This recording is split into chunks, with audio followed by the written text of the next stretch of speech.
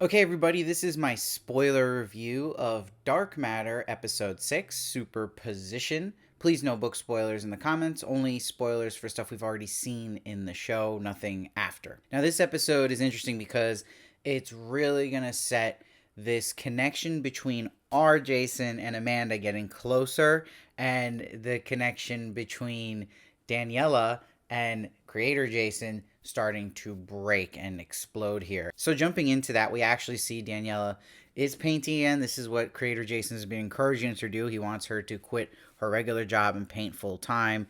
And you see right away from the first scene that she clearly tells Jason that the painting is not finished. This is kind of foreshadowing what's going to happen later on. And you see he's showing her all the money that's about to be theirs. It's like a dreamlike situation. You even hear that with the music behind her.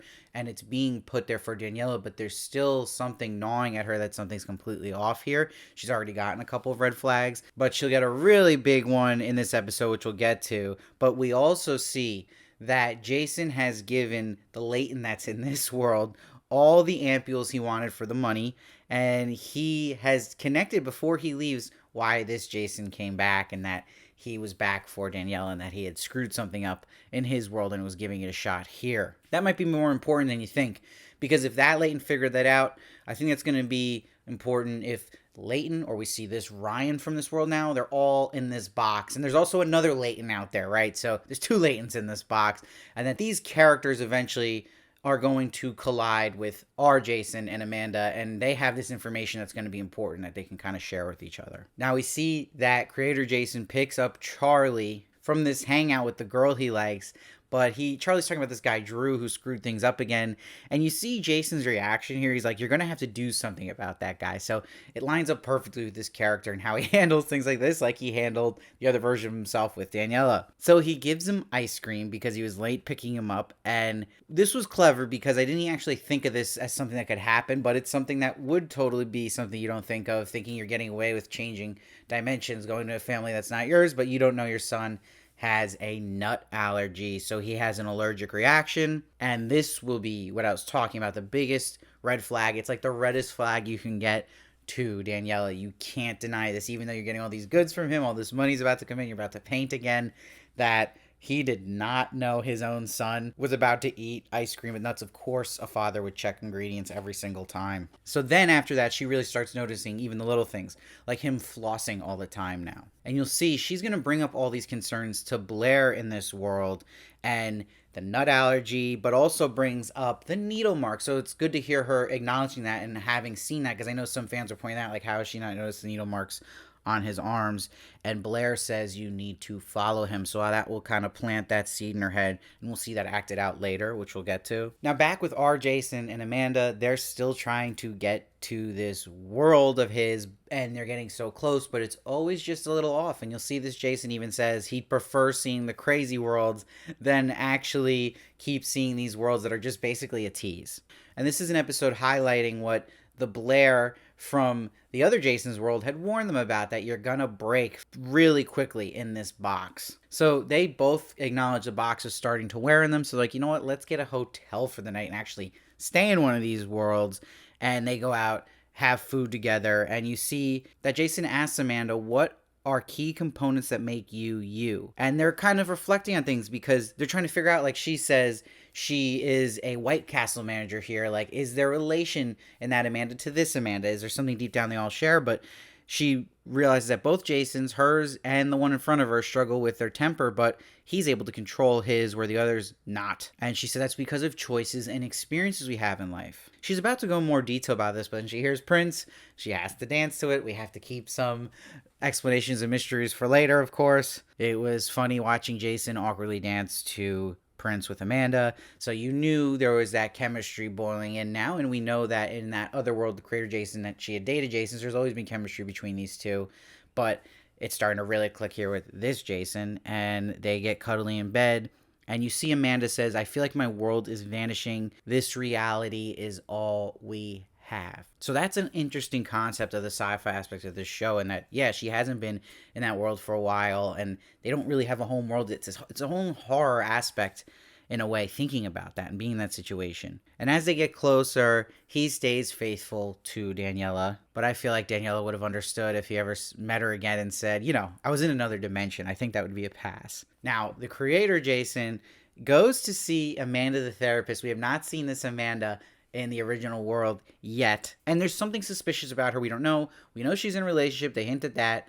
But there's something there that we're going to learn about that character that she actually, I believe, knows more than she's leading on. Especially the way she reacted to Jason in this episode. But he says, I have everything. It's not what I imagined. And she says, maybe you built it all up. Life is still just life. So this is a big line. It's a big theme of this show, clearly. I really like that. But he will tell her that he thinks he can win Daniela back by a big romantic gesture. But even Amanda warns him, like, well, are you sure she likes that? So he just totally strikes out here. He puts Daniela in a dress she hates, brings her to this gallery, and hangs her unfinished painting in front of her peers. And you see when they fight in the car on the way home, she says all these things and why it upset her. And Jason's like, I just want you to be happy. And Daniela's like, please, you just want you to be happy. So she can still sense that in this Jason, that is inherently something else. Subconsciously, at least, she would notice that this isn't the husband I married and know something is really off. This man is completely selfish. Now, he drops her off, and this is Daniela's chance to follow him, and she watches him open his storage unit. She uses a shoe to keep it open, and she's able to get the ampule. And this drug, she brings it smartly to Ryan in this world, who hasn't actually created it fully yet here, but we know in Creator Jason's world, he is the one who made it. So she wants him to find out what it is and then go from there. So it was good in this episode to see Daniela's progress in the story and catching on that things are going off. So she's figuring things out right at the right time of the season. They couldn't drag it any longer where she wasn't, and she was just kind of going with the flow. Now, Jason will meet Daniela the blonde, we'll call her. She is a painter here. He's actually rejected by her. He asked her for coffee, and she's just not into it. I wonder if we'll see that Daniela again, though. I feel like to have her be that popping out with the blonde hair, that there'll be more significance to her. And then now Amanda will see a version of her with a husband and a kid, and she's dangerously close to them too. That was also risky because I feel like that would freak someone out if they saw themselves like that. Of course, it'd probably break that version of Amanda, so really risky on that part, but I think that might also be leading to something that might actually happen. I'm waiting for that kind of to happen, a situation like that. Now, back at this hotel, Amanda brings up they are getting dangerously close to the end of their ampules, and she looks at Jason's notepad, and she basically tells him, like, you're not getting deep enough. You're talking about Daniela's hair length, the color of her hair, her job, but it has to go deeper, she says. Now, this is where Jason says he's going to go grab him food, but he starts to act like Creator Jason. He's getting envious of the other Jasons with Daniela as he literally watches this Jason go on a movie date with her, and he basically is not thinking about Amanda here, leaves her alone for this long period of time. Also, while he was gone, though, Amanda starts writing some notes in his notepad, so that's going to be important, and it's important because the way they framed that, there was like lightning striking behind her, which made it seem a little sinister as well, so I'm curious what Amanda was writing in that notepad. I also feel like she might start to spin it where she thinks maybe having a deep connection with her will unlock that deep connection he had with Daniela. That's a total reach on my part, but who knows? Now, when he gets back late, Amanda is really pissed at him, and he explains what I just said, how he watched this Jason eat, and he's basically just envious, and he can see now, though, how this other Jason would imagine him gone, how the Creator Jason would have got to the point where he kidnapped him. But Amanda says we're spinning our wheels. The world you're looking for is a grain of sand on an infinite beach. I really like that line. And she says, how much more of this can you take? And he says, oh, it's about finding my Daniela. And she's like, we have 10 ampules left. I'm not asking you to give up hope. We need to try something different. So this is going to be connected to whatever she wrote on that notepad. Now, at this moment, it's already kind of been brewing in me, but my biggest criticism of the show is the character of Amanda is completely underwritten. Being that she is the second lead in the show, this show, at the end of the day, is a two-hander between her and Jason, that she is so passive to the sense of, if this was a real person we're talking about in life, I feel like she's so paper thin, her story, that she's just so heroic that she's letting Jason make all these decisions, and it's all going towards making sure Jason finds his world, where at that point already in this, I'd be like, I gotta be careful. There's 10 ampules left. I can end up in any horrific world. And I just feel like there's not enough of a feeling of the life she had. Yes, she didn't have a family in this life that we had seen her come from, but she had dreams, she had a career, she had friends, and I feel like they're just not really showing enough of that about her, that the story is so much angled on Jason, that we're getting so much time with Amanda, that not knowing enough about her and giving her enough stakes in the situation does make me feel like it's a little unrealistic how completely selfless in a way she's been to let Jason still make all these decisions and make it at the end of the day, getting back to his world. I feel like that would have any other person broken at this point. So it's almost like too heroic to the point of unrealistic. She's risking her whole life for this man's wants. And it's not even the Jason she was dating. Now, creator Jason will ponder to this therapist, Amanda, about leaving. And he's like, well, if I don't like the version I'm in, I can just walk through another door. And she's taking it as a metaphor. But again, the way she reacts feels like she knows more of this Amanda than she's leading on. And she's like, maybe you feel most comfortable living in a corridor, and she's alluding that to a fear of commitment. And he's like, well, I've been married 15 years, and she's like, you don't talk like someone who has. So very interesting. But it's also when TV kind of takes a little liberties there, where most therapists don't talk like that, where they're just calling somebody out like that, like, oh, you don't talk like someone who's been married 15 years. Now, the Ryan that we started this show from now confronts creator Jason like, you stole my drug. But this is really interesting because this, right away, you knew Jason was going to realize this is a problem.